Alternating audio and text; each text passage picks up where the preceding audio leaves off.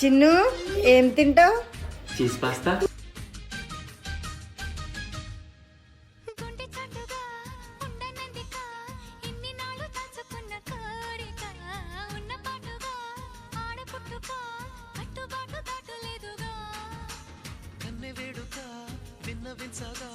అందుబాటులోనే ఉన్నానుగా తీగ చాటుగా మూగ పాటగా ఆగిపోకే రాగమాలిక